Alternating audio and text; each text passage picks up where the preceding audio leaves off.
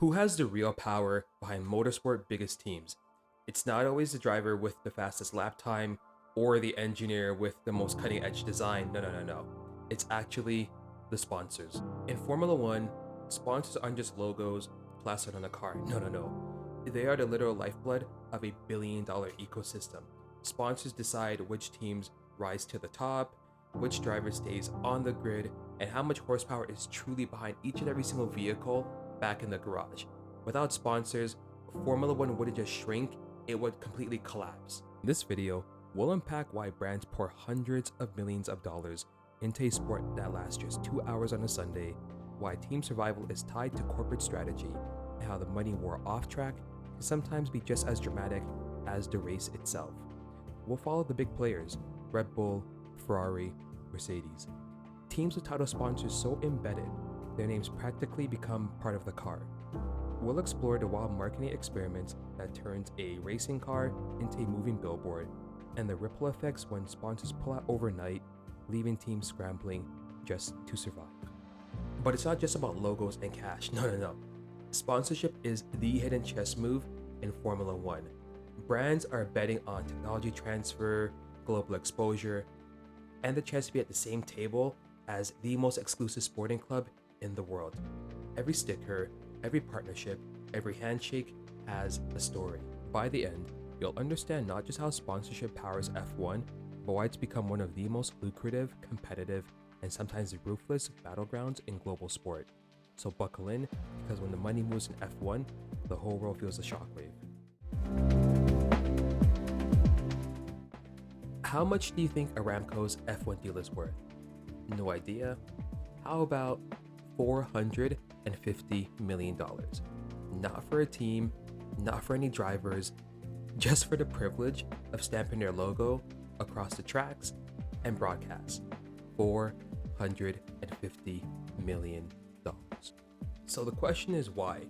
Why are corporations dropping so much money that could literally fund the entire budget of a startup company, research lab, or the equivalency of a small country's fiscal yearly budget, just to be associated with a sport that has cars going around a track for 2 hours on a Sunday afternoon?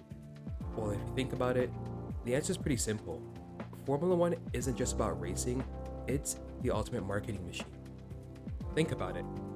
This is a sport that reaches hundreds of millions of fans in over 170 countries. It's streamed, broadcast, clipped, and memed across every platform you could imagine. And those fans, they're not just some casual viewers. They're some of the most passionate, loyal, and engaged audiences in global sport. Unlike most other fan bases, F1's fans actually notices the brands plastered on the cars, the uniforms, the pit wall computers, even the driver's water bottles. If you think about it, Formula One is a 200-mile-per-hour billboard, where every inch of space, from the front wing to the rear wing, has a dollar value. And when you're racing in front of a live audience of over 400,000 people, plus you have millions at home watching from around the world, that real estate becomes gold. But here's what gets more fascinating. These sponsorships are not just about putting a logo on a car. No, they're about relationships, negotiations, and positioning. A global energy company doesn't sponsor an F1 team to sell oil at a gas pump. No, not at all. They do so to sit at the very table with governments, CEOs, and elite investors. A tech company doesn't just want screen time. They want to showcase their software running inside of a car traveling at 200 miles per hour. And it's not cheap. These aren't some short-term billboards, no. They're multi-year, multi-$100 million contracts that can make or break a team's competitive future. When a title sponsor signs on, they're effectively underwriting the performance of the team.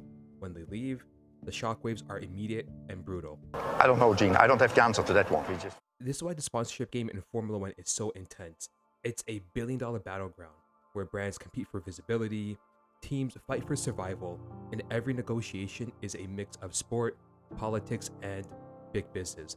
Because in Formula One, sponsorship isn't a background detail, it's the story. It's the fuel that keeps the wheels turning, the secret ingredient behind championship dynasties, and sometimes the knife that cuts careers short. If sponsorship is the fuel that keeps Formula One alive, then every deal is a meticulously crafted engine, designed, tested, and optimized to deliver maximum power. But not all sponsorships are created equal. In fact, there's a strict hierarchy in the paddock, kind of like a pyramid of sorts where the higher you climb, the bigger the price tag and the deeper the influence. So at the very top, you have the title sponsor. These are the big fish, the brands whose names become synonymous with the team itself. Think Oracle Red Bull Racing or Aston Martin Aramco Formula One team. This isn't just some logo on a car, no. This is full-scale naming rights. It means your brand gets spoken on broadcasts, written into headlines, and immortalized in every official result.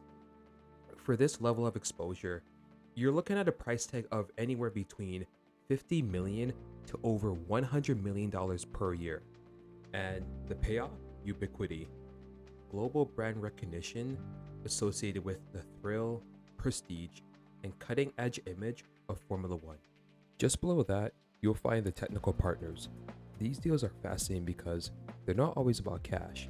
Instead, they're often about technology exchange. For example, a software company might provide data analytics tools in exchange for branding. A materials manufacturing company might supply carbon fiber, or a fuel company might develop high-performance lubricants that directly power the car. These partnerships are part marketing, part R&D lab, and they allow companies to improve their technology under the most extreme conditions on Earth. If it works at 200 miles per hour on the streets of Monza, it'll work for you. And then there are the official partners. This is where you get the more recognizable consumer brands, everything from watches to water bottles, crypto exchanges to airlines. They might not have their names in the team's title, but they have space on the car, visibility in the paddock, and activations across social media. This is the most common entry point for companies into the F1 ecosystem, and depending on placement, these deals can range from a few $1 million to tens of millions. But here's the key: no matter the tier, every sponsor is laser focused on metrics. This is a vanity spend. Corporations want measurable returns, and in F1, that means 3 big buckets. The first one, we have exposure metrics. This is essentially factoring in TV viewership numbers, broadcast mentions, logo visibility analysis. Yes, there are agencies that literally track how many seconds your logo appears on screen and what's that worth in media value. Next up, we have engagement metrics. This is more so surrounding social media buzz, follower growth, engagement spikes during race weekends. F1 has become a digital-first sport, and sponsors track everything from TikTok trends to driver Instagram posts. And then finally, we have brand perception shifts and B2B opportunities. For some companies, the goal isn't clicks or impressions, it's reputation. Does aligning with Ferrari make you seem more premium? Does a partnership with Mercedes open doors with governments or other corporations? For industries like oil, tech, or finance, it's as much about boardroom positioning as it is about fan attention. Behind the scenes, the valuation process is almost as complex as designing a Formula One car. Agencies like Nielsen and YouGov use sophisticated data analytics to estimate the worth of every logo, every camera angle, every post-race mention. Teams will then use these valuations as ammunition in negotiations. For example, Red Bull might say, our side pod is worth around $20 million per view. Here's the data to back it up. The negotiations themselves, that's part sport, part theater. Lawyers, marketers, brand strategists, and data analysts all squeeze into the same room, or more often, the same Monte Carlo yacht, to hash out the details. And the stakes are enormous. You lock in a 5-year, $300 million title sponsorship deal, and you're just secured the budget to hire engineers, develop upgrades, and maybe fight for championships. Lose that same deal and suddenly you're scrambling just to survive. Keep in mind, this isn't just marketing, it's cultural infiltration. Some of the most memorable sponsorship activations in recent years prove just how creative this battleground has become. Case in point, let's look at Red Bull and Oracle. Beyond being a title sponsor, Oracle activated their deal by showcasing cloud computing technology and race strategy. They turned a back-end tech partnership into a fan-facing story. We're helping Verstappen win with data. That narrative gave Oracle tangible credibility and painted them as the brains behind Red Bull's dominance. Another key win in activation stories is Heineken's When You Drive, Never Drink campaign. Heineken leaned into its F1 presence with clever social activation, using drivers like Nico Rosberg and Daniel Ricciardo to push the responsible drinking message. Instead of just being a beer logo, they made their sponsorship about lifestyle influence and brand responsibility, and that campaign went viral.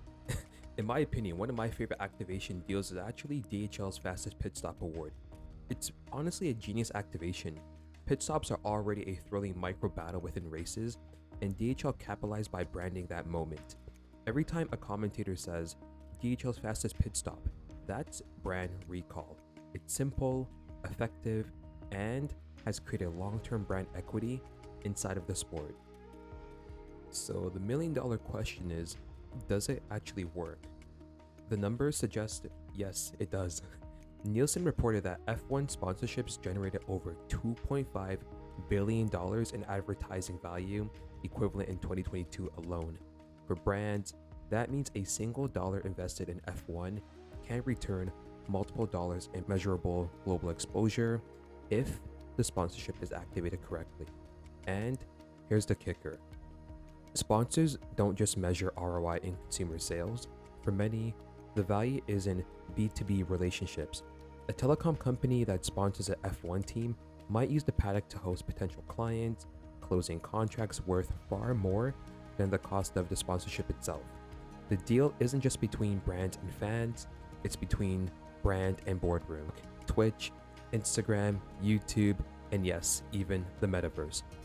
The teams that can offer innovative, engaging activation opportunities are the ones securing the biggest deals. Because in F1, the logo may get you in the door, but activation is what turns your investment into influence. In Formula One, sponsorship is never static, it's as than ever. For decades, Formula One cars were rolling cigarette ads. Marlboro, Camel, Rothmans, tobacco money practically built the sport we know today.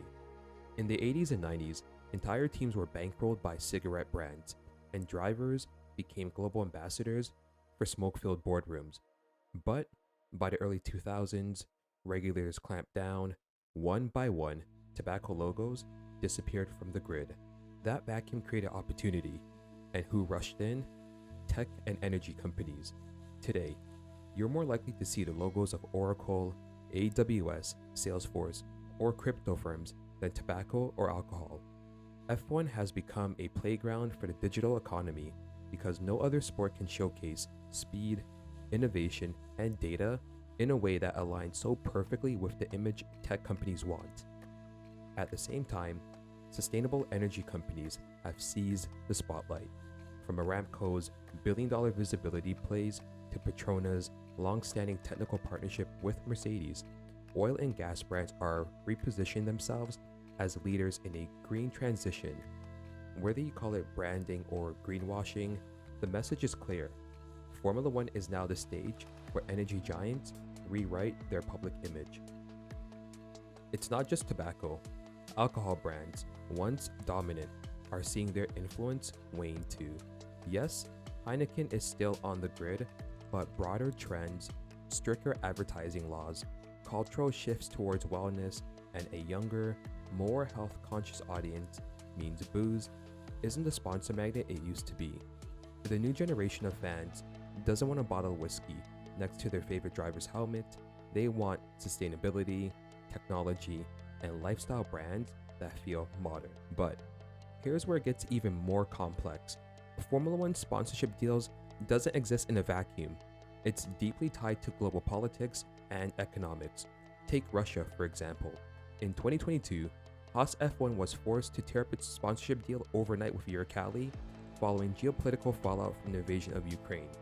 In an instant, tens of millions of dollars worth of funding vanished, and the team had to scramble to stay afloat. Or look at China. F1 has been trying to grow its footprint there, and that means brands with Chinese government backing, whether it's tech firms or state-linked enterprises, have significant leverage. A geopolitical shift can decide whether a brand becomes a cornerstone sponsor or a liability overnight. Even inflation and currency fluctuations play a vital role.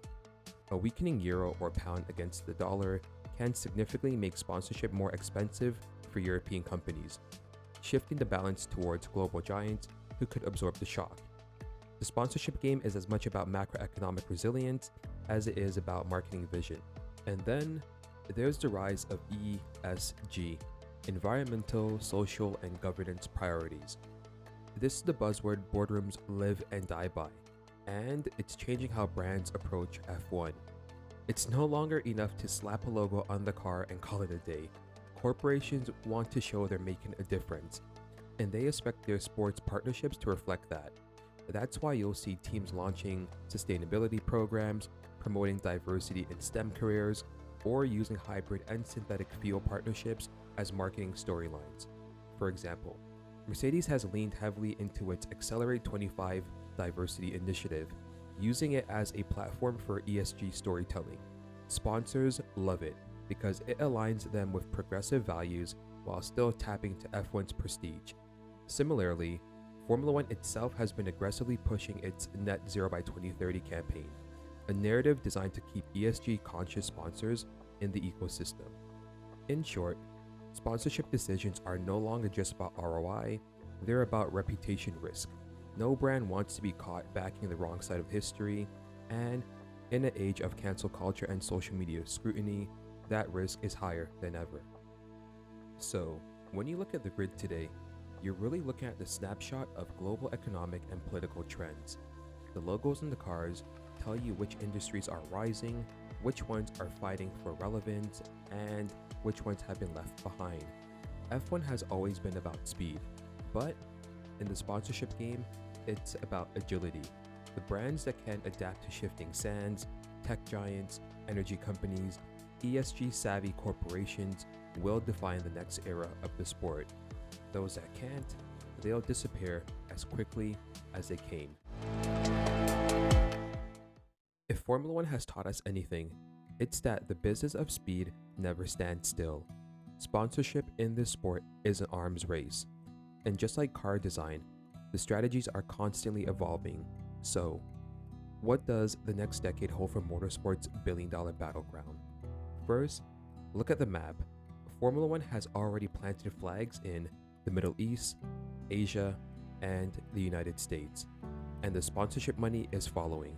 Saudi Arabia, Qatar, and the UAE have poured staggering sums into the sport, not just for races, but for title sponsorships and team deals. This trend is only accelerating.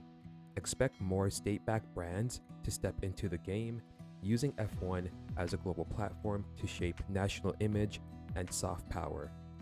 In Asia, the untapped potential is enormous. China remains a golden goose, with sponsors eyeing its massive consumer base. Thailand, with its booming tourism industry, could also emerge as a hotbed for a future F1 street circuit.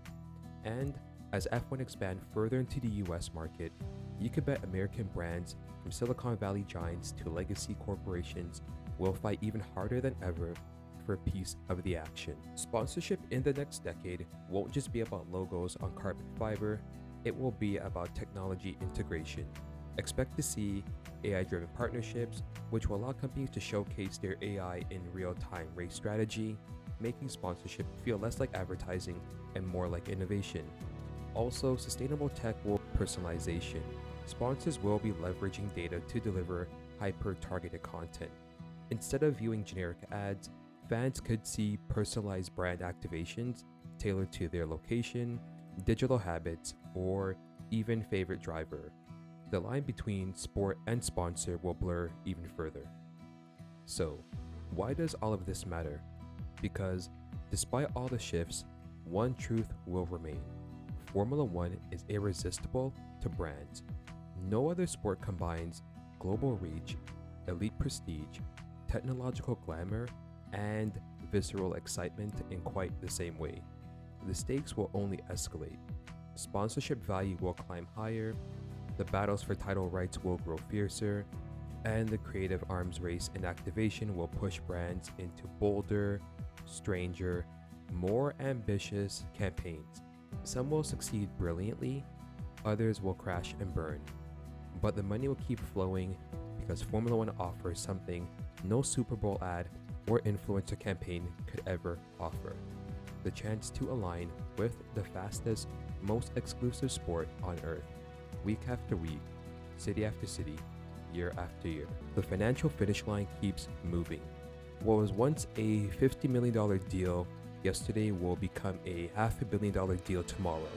The brands of the future, tech giants, green innovators, even fan-funded movements will reshape the sponsorship map in ways we could only begin to imagine. But whether it's on the side of a Ferrari, on the podium backdrop, or in a viral clip shared across TikTok, one truth endures. In Formula One, sponsorship isn't background noise. It's the story. It's the power play.